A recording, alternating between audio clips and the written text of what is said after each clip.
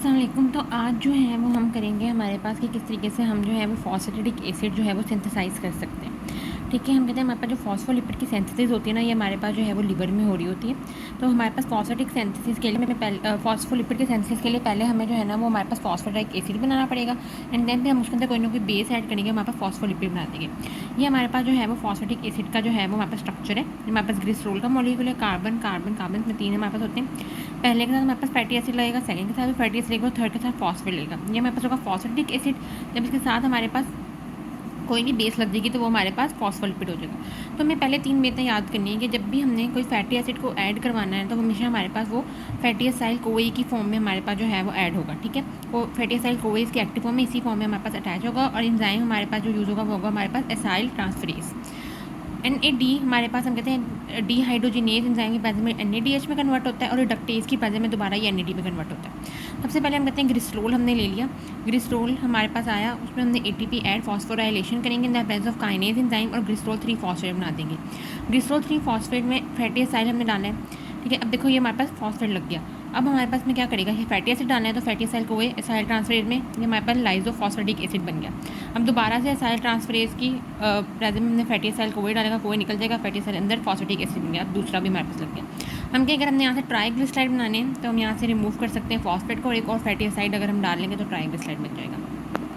जब हमारे पास ये बना था फॉस्फेटिक एसिड, अगर हम उस फॉस्फेटिक एसिड में डिफरेंट बेसेस डाल लें तो हमारे पास और डिफरेंट फॉस्फोलिपिड्स बन सकते हैं। फॉर एग्जांपल अगर हम कोलिन बेस डालेंगे जो कि फॉस्फेट के साथ अटैच होगी तो लेसिथिन बनेगा। इथेनॉल अमाइन डालेंगे तो सेफलिन बनेंगे। कहते हैं ये दोनों हमारे पास मेनली जो है वो लिवर और ब्रेन के अंदर प्रेजेंट होते हैं। हम क्या कह रहे होते हैं, अब ये हमारे पास डायरेक्टली जो है ना वो अटैच नहीं होते। पहले हमारे पास कोलिन और इथेनॉल अमाइन की फॉस्फोराइलेशन होती है इन the presence of kinase enzyme, ATP add होगा तो फॉस्फोकोलिन या फॉस्फो इथेनॉल अमाइन बन जाएगा। फिर हम कहते हैं हमारे पास इसमें हमारे पास CTP यानी साइटिडीन ट्राईफॉस्फेट हमारे पास in the presence of the enzyme phosphocholine cytidyl transferase के अंदर, यानी फॉस्फोकोलिन सेटाइल क्योंकि ऐड हो रहा है ट्रांसफरेज की प्रेजेंस में, हमारे पास CTP अपना एक फॉस्फेट देगा और ये हमारे पास अपने दो फॉस्फेट मिलकर देगा, एक फॉस्फेट लूज कर देगा, CDP कोलिन या CTP एथेनॉल अमाइन बन जाएगा।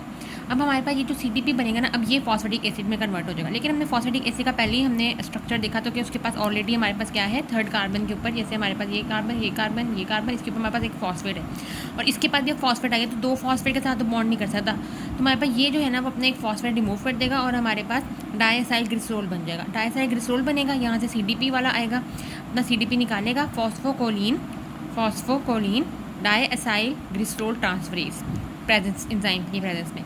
अगर इथेनॉल अमाइन ऐड हो रहा है तो phospho ethanol amine diacyl glycerol transferase और हमारे पास ये फॉस्फोलिपिड बन जाएगा।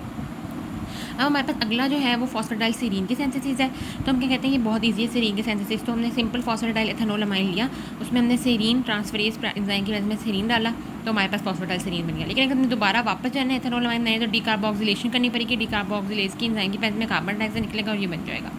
अगर हमने यहाँ से इथेनॉल अमाइन से हमने बनाना है फॉस्फेटाइल कोलिन तो हम कहते हैं हमारे पास हमने मिथाइलेशन करनी होती है, CH3 डालना होता है। हमारे साथ हमेशा हमें in the form of S adenosyl methionine की प्रेजेंस में डाल रहा होता है तो हम इसमें डालेंगे और हमारे पास फॉस्फेटाइल कोलिन बन जाएगा। तो ये हमारे पास डिफरेंट फॉस्फोलिपिड थे, उसकी हमारे पास सिंथेसिस की कैसे सिंथेसाइज हो रहे होते हैं।